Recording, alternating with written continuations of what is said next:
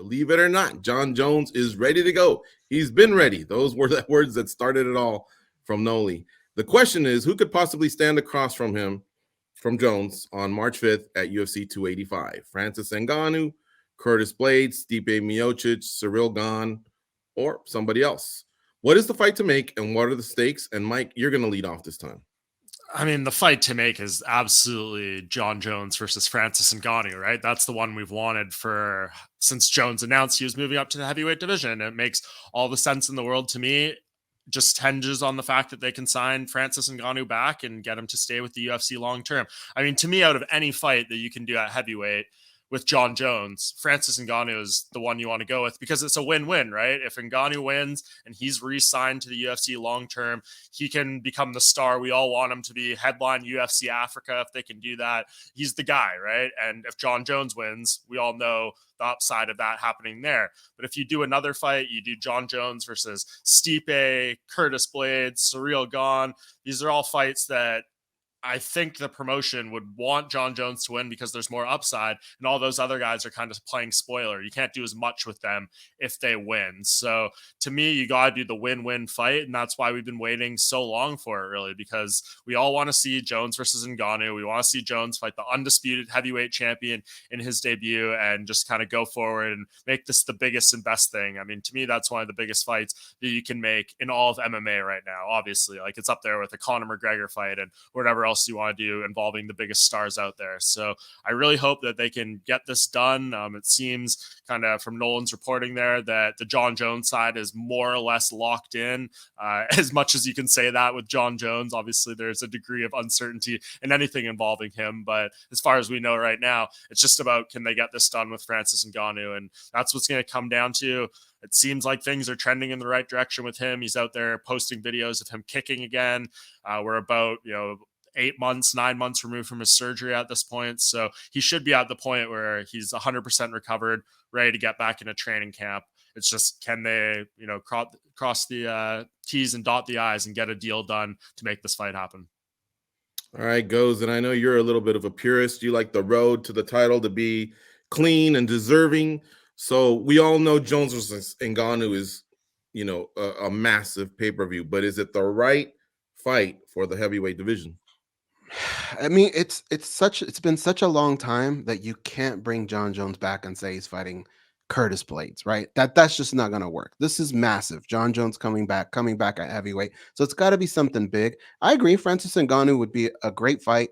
It's just there's so many hoops we got to jump through to make that happen right now, right? We got to see. It's kind of trending in the right direction. We'll see. But one thing that has to happen is I think this needs to be in a stadium. I think it needs to be a big deal here in Las Vegas.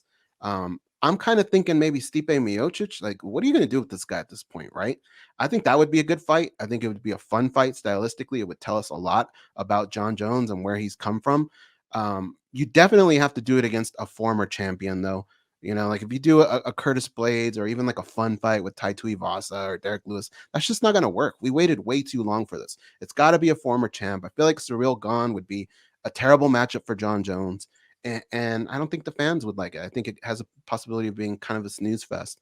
So I like Francis or Stipe, but it definitely has to happen here in Las Vegas. And if it does happen in Las Vegas, then he's got to stay at the Cosmopolitan Hotel, but the one in San Diego, because I don't want that guy anywhere near the Strip.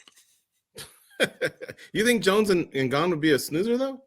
Not Ngannou, no. Gane and Jones. Yeah, Gane and Jones. I think that's a terrible fight for Gane. I mean, look what Francis Ngannou was able to do to him on the ground with the wrestling. You think unless he's improved leaps and bounds, I think that would be a real tough fight for Gane if he got put on his back. I think his patience would win that fight, man, but I think it'd be a snoozer. Okay. Nolan, how about you? Yeah, I guess just kind of working a process of elimination here. I think that there's really two options on the table, maybe three. But Stipe, my understanding, I've said to some people, I would not be surprised if he just never fights again. It does not sound like he's necessarily doing like heavy duty MMA training or anything like that. It seems like he wants a good amount of money to come back, maybe more than he's made in the past to fight Jon. So I think that remains a roadblock. So he's kind of ruled out. And then you got Ciryl Gane, who's coming off injury. It sounded like the thought was that he was not going to be ready in time for this fight. Now he's coming out and campaigning for this pretty hard now. So maybe there's some advancements there or some expedited healing that went on there that in the last few weeks that, we weren't aware of. But to me, it's going to be it's got to be Ngannou or Curtis Blaydes. And I'll tell you, Ngannou, the big thing obviously too is, sure, he's coming off an injury, but I mean, let's face it, he's not necessarily, last we checked, seeing totally eye to eye with the UFC. So he's still got to figure out what he's doing contractually.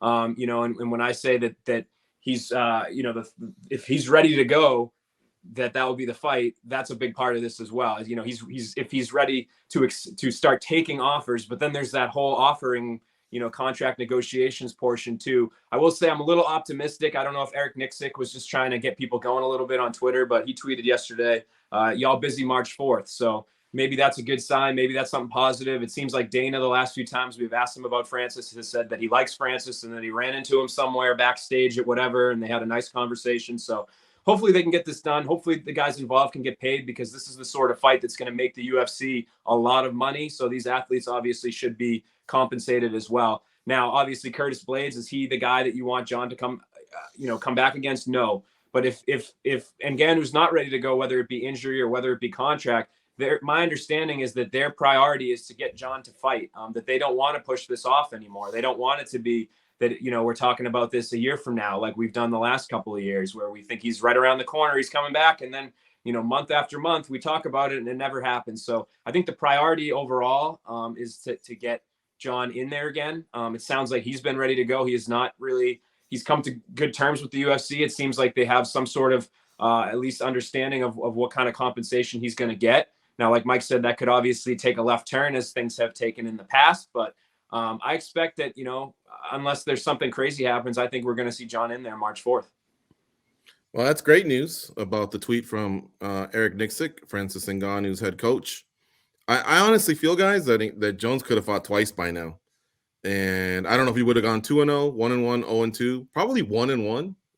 But it's hard to deny him that he couldn't have gone 2-0, and this fight could be even bigger. I wanted this fight at Allegiant Stadium, to be honest. I think 2021 is when I said I would have wanted it to be the big fight at Allegiant Stadium for the UFC, because they haven't done a stadium show in a while, and now they have a proper stadium, but it hasn't come to fruition, and it's unfortunate.